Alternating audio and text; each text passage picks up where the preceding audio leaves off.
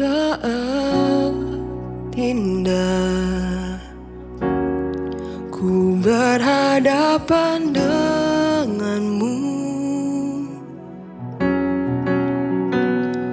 memandang wajahmu, Yesus kekasih jiwaku.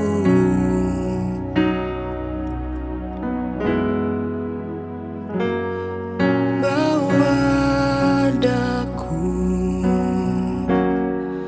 erat dalam pelukanmu, menikmati kasih dan indahnya hadiratmu.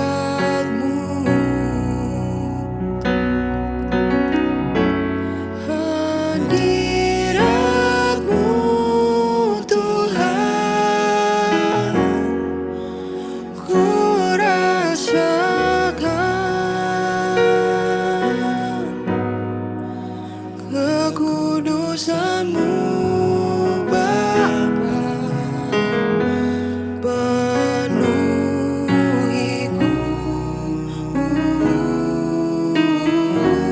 ku rindu selalu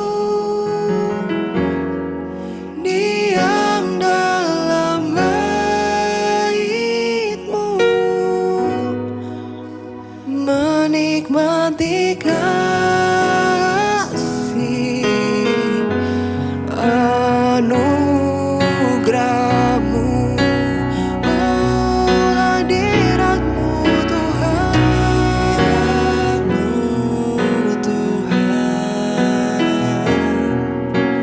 ku rasakan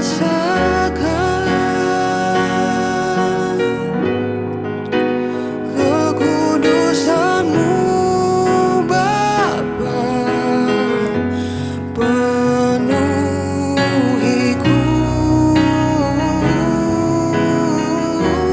ku rindu selalu diam dalam bait-Mu, menikmati kasih anugerah-Mu. Oh, hadirat-Mu Tuhan,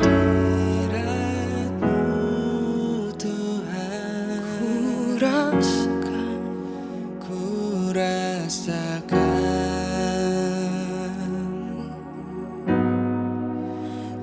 kekudusan-Mu Bapa. Penuhiku,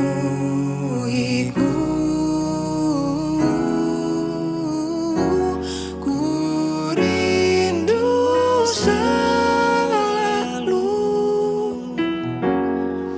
diam dalam bait-Mu,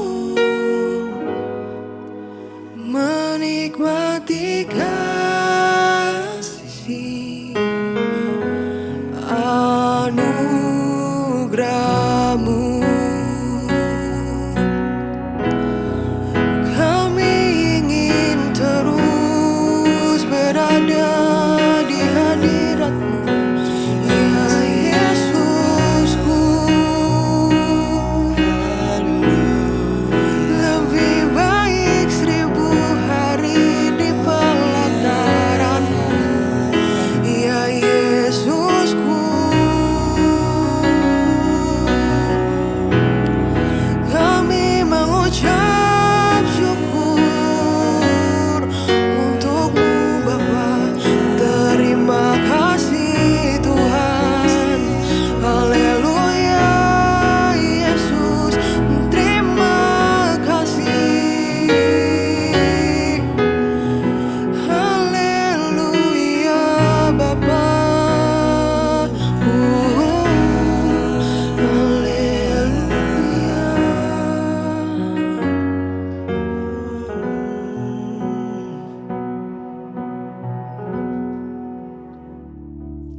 Shalom saudara, pembacaan hari ini kita buka dari 1 Korintus 9 ayat 26 sampai 27. Kita baca sama-sama ya.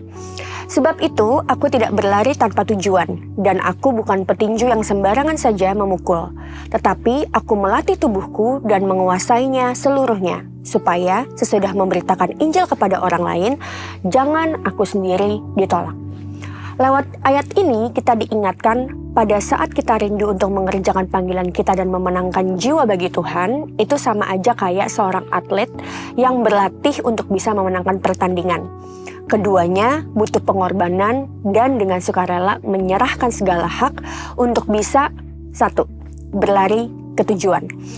Artinya kita perlu tahu apa tujuan dan makna hidup kita dalam Tuhan, sehingga setiap apa yang kita lakukan, kita bisa secara sadar dan sengaja, aku ulang, secara sadar dan sengaja untuk memilih bukan cuma yang benar dari yang tidak benar, tapi memilih yang benar dari yang kelihatannya baik.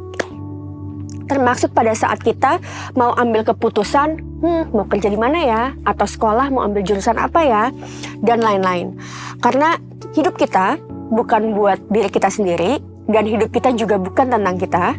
Jadi coba kita renungkan dan tanyain ke Tuhan, apa sih yang jadi beban dalam hati yang mengganggu kita sebegitunya, stir up our heart sebegitunya, sehingga kita gak bisa abaikan dan jadi sesuatu kerinduan atau passion untuk kita bisa lakukan buat Tuhan dan buat orang lain. Yang kedua, bertanding tepat sasaran. Jadi pas baca ini, kalau petinju itu pas latihan ada yang namanya shadow boxing. Nah, jadi mereka latihan melayangkan pukulan ke udara berkali-kali untuk melatih postur tubuh, memperbaiki teknik, dan melatih muscle memory.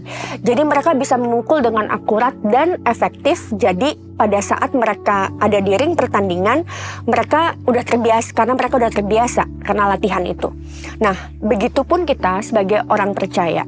Sudahkah kita disiplin melatih faith muscle kita tiap-tiap hari, mulai dengan disiplin saat teduh dan nyari hatinya Tuhan? Belajar menghidupi firman dan percaya kepada Tuhan segala aspek hidup kita, bahkan yang kita pikir, ini kita tahulah harus kayak gimana. Supaya pada saat kita ada di ring pertandingan kehidupan, kita nggak kalah sama situasi dan akhirnya malah nyerah. Tapi justru kita bisa teguh berdiri dalam iman supaya setiap yang kita lakukan bisa tepat sasaran untuk kemuliaan Tuhan.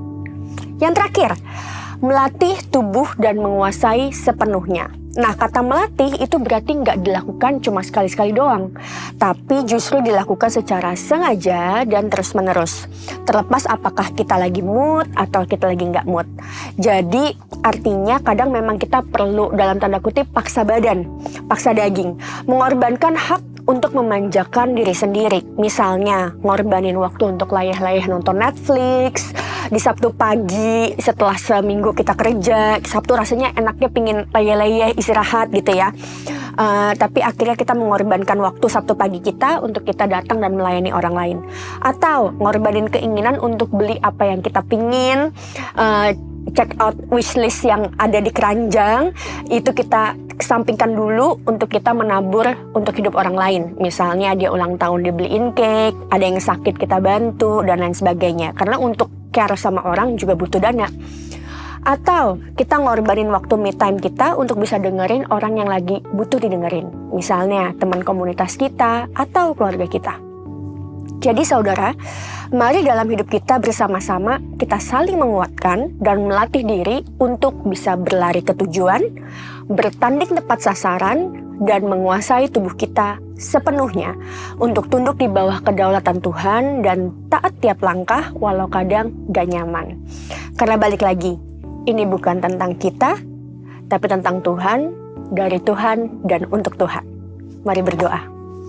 Bapa dalam surga, kami mengucap syukur untuk kesetiaan-Mu Tuhan.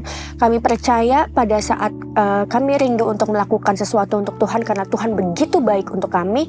Tuhan yang akan menguatkan kami untuk kami bisa melatih tubuh kami. Ajar kami disiplin Tuhan untuk terus berlari ke tujuan, memfokuskan pandangan kami hanya kepada Tuhan terlepas dari apa yang sedang terjadi dalam hidup kami. Kami juga mau berlatih untuk bisa memukul tidak di udara saja, tapi justru tepat sasaran untuk kemuliaan Tuhan. Ajar kami juga Tuhan, untuk kami bisa melatih tubuh dan menguasai sepenuhnya pada saat bahkan kami nggak mood. Di dalam nama Yesus kami berdoa dan kami serahkan hari kami. Amin. 1 Korintus 9. Bukankah aku rasul? Bukankah aku orang bebas? Bukankah aku telah melihat Yesus, Tuhan kita? Bukankah kamu adalah buah pekerjaanku dalam Tuhan? Sekalipun bagi orang lain aku bukanlah rasul, tetapi bagi kamu aku adalah rasul. Sebab hidupmu dalam Tuhan adalah meterai dari kerasulanku.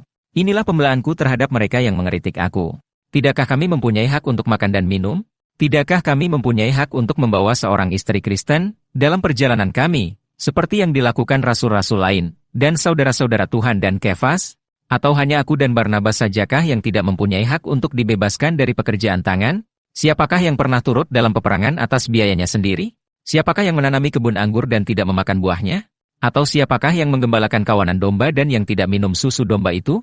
Apa yang kukatakan ini bukanlah hanya pikiran manusia saja. Bukankah hukum Taurat juga berkata-kata demikian? Sebab dalam hukum Musa ada tertulis, janganlah engkau memberangus mulut lembu yang sedang mengirik. Lembukah yang Allah perhatikan? Atau kitakah yang ia maksudkan?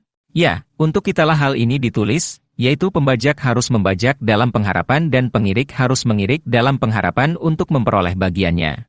Jadi, jika kami telah menaburkan benih rohani bagi kamu, berlebih-lebihankah kalau kami menuai hasil duniawi daripada kamu? Kalau orang lain mempunyai hak untuk mengharapkan hal itu daripada kamu, bukankah kami mempunyai hak yang lebih besar?